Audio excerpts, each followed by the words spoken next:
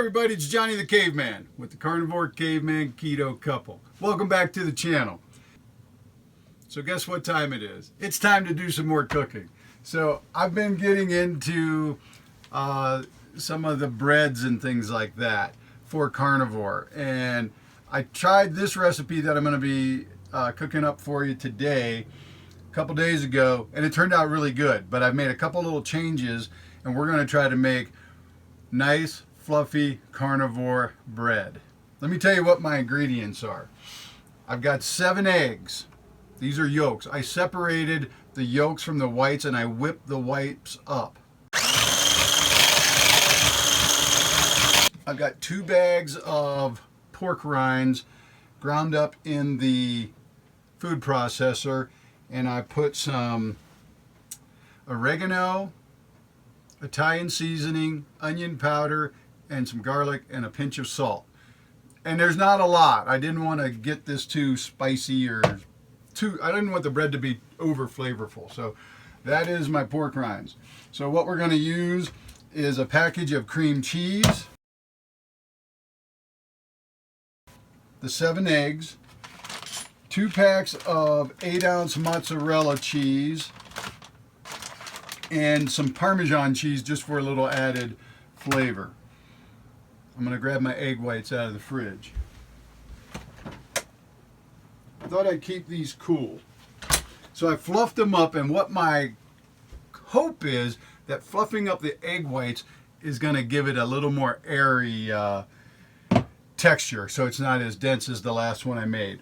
So we're also going to use some baking powder and some baking soda.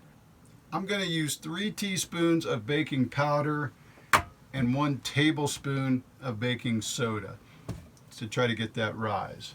So I'm going to go ahead and mix this all together, and I'll time lapse this so you don't have to waste time.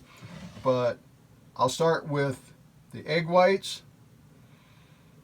Or no, I'll start with the egg yolks, then I'll add the egg whites, then I'll add the cheese, mix it all together really good, add the baking soda, baking powder, and we'll get it all ready and put it in the already greased up non-stick baking pan. I've got the oven at 400 degrees. We're up in elevation, so I think a little extra heat. And the first one I did for about 25 to 30 minutes, and I kept an eye on it. In the oven it rose really nice, but when it cooled it settled quite a bit. So I'm hoping these egg whites and a little extra baking powder and baking soda will keep it fluffy. So, okay, here we go.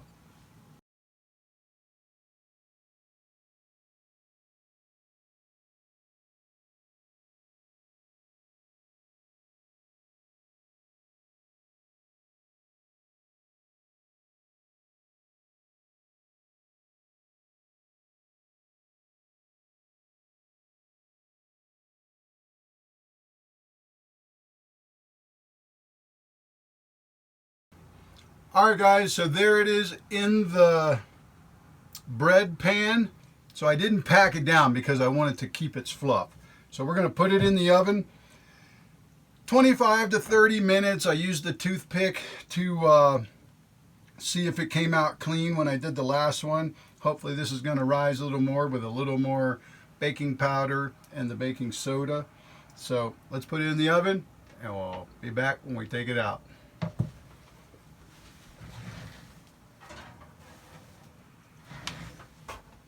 Okay guys, I'm back. Time to get it out of the oven.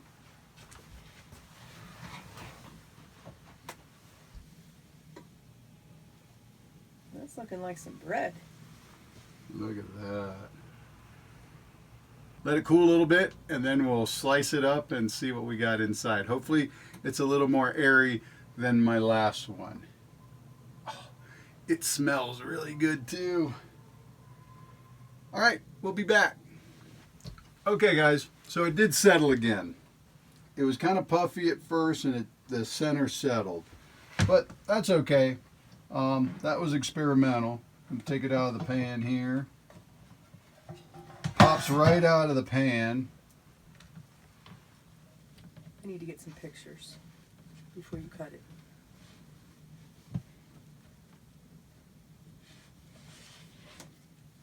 So there it is. It would have been awesome if it would have stayed puffy. So it tells me it's probably a little dense on the inside, but it looks good. Man, does it smell good. I'm going to set it outside, let it cool a little bit, and then we'll cut it up. I'll get some good pictures, some good close-up pictures here. Okay guys, the moment of truth. I'm going to slice into it. I got a nice serrated knife just for this occasion. So, it's been sitting outside for just a little bit.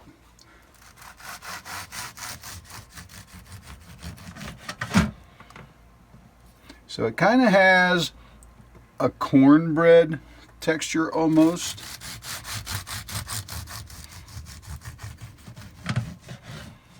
And we're going to toast this. We found that with the last one, it's still pretty warm and moist because it's warm.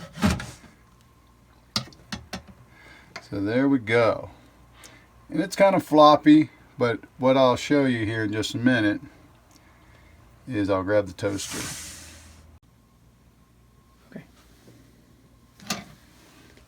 Okay, so Deb and I found that toasting it is really nice. And I do it the other way. I do it long way. I'm not sure Oh, why do you? John. I do. I wasn't sure and if what I could you have to do, so what you have to make sure you do, because I made the mistake one time when I was 14. I stuck the fork in the toaster to pull the bread out while it was still plugged in. Was it shocking? Oh yeah, very shocking. It zapped myself. So the other day when I toasted my bread, I made sure I double checked, but I unplugged it, and then I got the little tongs and I got the bread out. So I always just flip it up quick and kind of catch.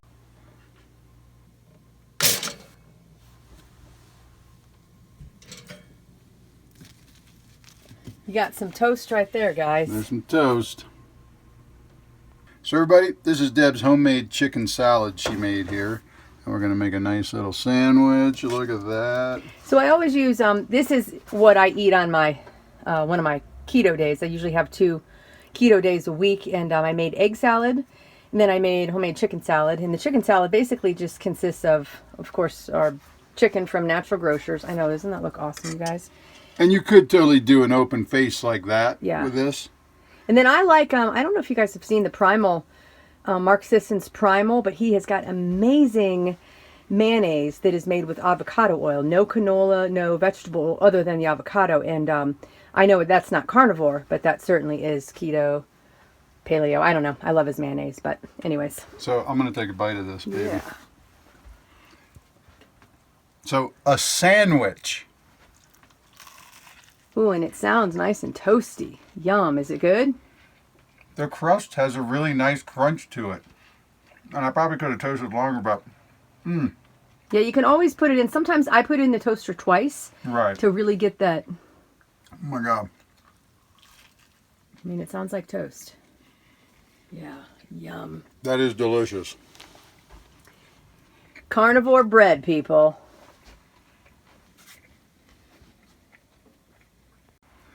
Okay, everybody, we made carnivore bread. You put some roast beef on this. You could put some chicken, some steak. Don't forget, you can now have a little bit of toast with your bacon and eggs. Yay. That's going to be really cool. An egg sandwich. Yeah, there's a lot of eggs in this. But if you're feeling deprived, you can now have a little bit of bread. Again, because we're using a lot of pork rinds, this is a high-fat bread. I mean, between your eggs, your cream cheese, your pork rinds, there's a lot of fat in there. So you don't want to overdo it, of course. But it is bread. That's the good news. A nice treat. Again, you wouldn't eat this every single day, but when you want some bread, you have a hankering for some bread, you now have it. Hey, if you liked the video, give us a thumbs up. Please comment. Let us know what you think. If you haven't subscribed yet, please do. Hit the bell notification. It'll let you know when Deb and I put out our next video. And remember, keep eating meat because meat heals. And now we have carnivore toast.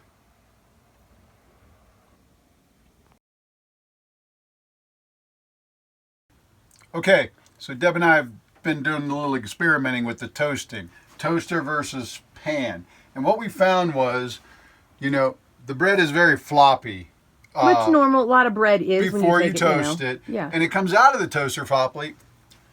And it comes out of the toaster kind of floppy because there's a lot of cheese and it's cooling. So once it cools a little bit, Yeah, see, now that is So the like real idea- toast. toast it, let it cool just a little bit, and it will stiffen up a little bit. Now this piece I fried in the pan, and it's way thin, and it firmed up really good. Yeah, So- so I would say if you're going to make a sandwich, if you toast it, let it sit for maybe 5 or 6 minutes after you get it out of the toaster before you make your sandwich, and it'll firm up. And I just think it has a better texture and even better flavor, in my opinion. And I'm not going to lie, doing it in the frying pan is easier than trying to get it out of the toaster. Yeah, So that's if you got a good non-stick pan, I think it's actually going to be easier to toast it in the pan. Yeah. Anyways, we just wanted to give you guys a heads up on that.